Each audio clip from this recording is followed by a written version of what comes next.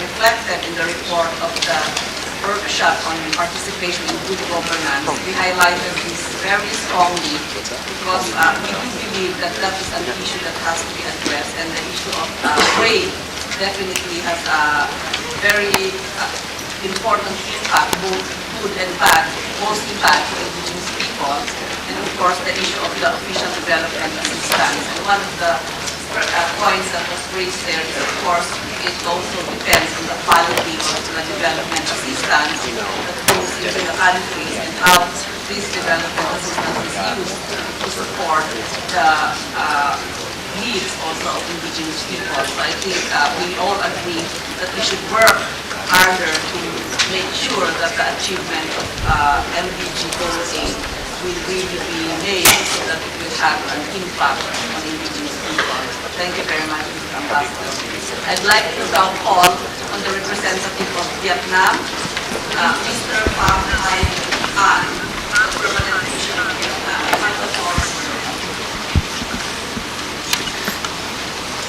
Thank you, Madam Chair. Madam Chairperson, distinguished members of the permanent forum, ladies and gentlemen. My delegation welcomes the special theme entitled Millennium Development Goals and Indigenous Peoples Defining the Goals, as our country attaches great importance to the realization of MDGs for all of our people. For sake of clarity, Madam Chairperson, as term indigenous people is not to be defined. It is up to people concerned to identify themselves according to the principle of self-identification, and in order to avoid different treatment among various groups in Vietnam. At the national level, we have consistently used terms such as ethnic groups or ethnic minorities. Madam Chairperson, at present, Vietnam has 53 ethnic minorities, making up 13.8% of the total population, or 10 out of 82 million people who live in a harmonious family with strong traditions of solidarity and mutual assistance. While each ethnicity has its own cultural identity, thus bringing about the diversity and richness of Vietnamese culture that we all cherish. Vietnamese people are firmly committed to achieve the goal of a prosperous people, a just, democratic, and civilized society for all of our people. In our national efforts towards achieving the MDGs, alongside with the National Comprehensive Poverty Reduction and Growth Strategy, which is Vietnam's Poverty Reduction Strategy paper, PRSP, published in 2001.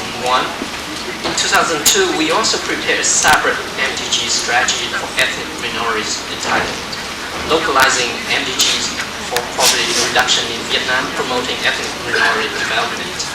This was mentioned as the only document of its kind in the Secretary General's report to the current session of the General Assembly on the effective promotion of the Declaration of the Rights of Persons belonging to national, ethnic, religious, and linguistic minorities. This strategy sets a number of minority-specific targets in 5 major fields: poverty reduction and employment, settlement and land use rights, education, of health and governance. For instance, the strategy aims to eradicate hunger by 2010, to bring the poverty reduction and employment rate for all minorities close to that of national average, to have sufficient essential infrastructure in all 2,300 communes in special difficult circumstances by 2010, to universalize primary education by 2010 for all ethnic boys and girls through providing more multilingual education, minority language textbooks, training ethnic minority teachers, and encouraging teachers to learn minority languages, to eliminate gender disparity at all levels of education by 2015, to reduce under 5 maternity mortality rate by much more than the average national reduction, to reduce quantitatively and qualitatively participation, to increase qualitatively and qualitatively the participation of people from ethnic minorities in government bodies at national and local level in order to closely reflect the ethnic composition of the population, etc. For these main targets, the strategy has also adopted a series of intermediary targets and activities and relevant indicators to assess the progress in the implementation. Having highlighted the above, and to avoid wasting precious time from the forum, I will not name every single goal, indicator, measures, or fact which can be easily found in the above-mentioned strategy, or our PRSP, or Vietnam's reports on the implementation of MDG, etc. Or if one prefers other sources, although we do not necessarily agree with everything contained therein, one may look at relevant information on the UNDP or World Bank websites. Madam Chairperson, I will now touch upon two issues of special importance to ethnic minorities in Vietnam. One, participation. The Vietnam's government attaches special importance to the policy ensuring equal rights and development of all ethnic groups and considers it as a decisive factor for the country's sustainable development. To produce real impact on ethnic minorities, members of ethnic groups are encouraged to participate in decision-making processes at all levels.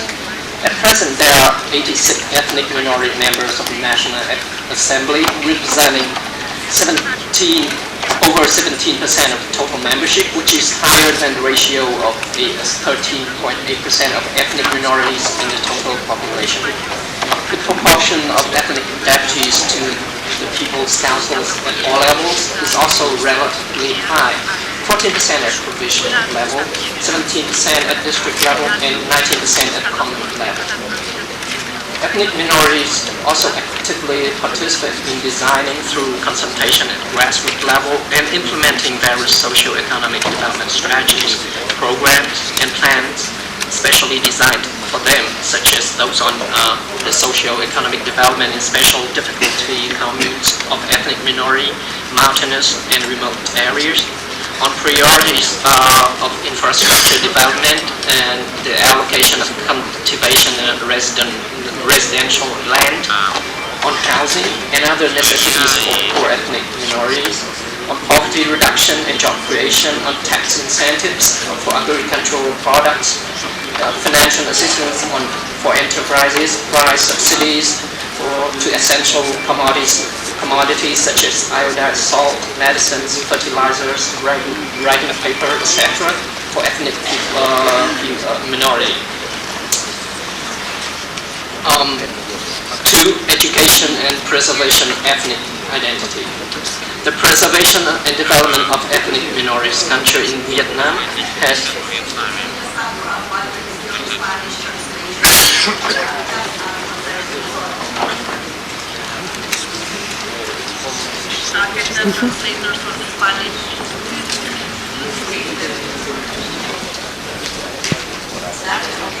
Thank you for your intervention. The next one would be the International Native Traditional Interchange, Carlos Eden Lydell. We just finished the speakers list on Monday, May 22nd. So, just your information, we now continue with the speakers list from yesterday. And I would like to invite Valentina Balcassi from the League of Caracas Women. If you're not present, we go to the next, it's the East Campaign Group by Lanka. Present? No. The next is the Friends of the People's Coordinator, Richard Plainsford. Yes, you have the floor. And please remember that. Thank you, Chair. Ancestral owners of the land of Sandal, elders. Next on my list is the Native Coexistence Forum for Civil Equality, Theory on Alano. The next on my list is Peter Smith. Is he here? Well, we have on my list it says Commission of the Churches on International Affairs of the World. The next word I don't know, so please explain it. And please make your speech within the limit. Thank you, Mr. Chairman. The Urgent problem caused by the global warming. Certainly agree with you on that issue. I would like to invite the next speaker, Mayor Con. No. We are Kampuchea Confederation, so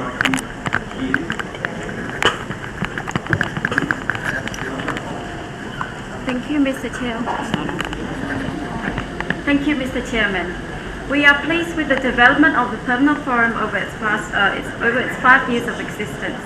Already in its short history, the Krakom people have been able to do more in our diplomacy efforts in 2 weeks than in 2 centuries to deal in a constructive manner that transformed the culture of conflict into a culture of compassion, justice and peace. It is evident why this is the case when listening to the tone and attitude of the Vietnamese government on last Wednesday.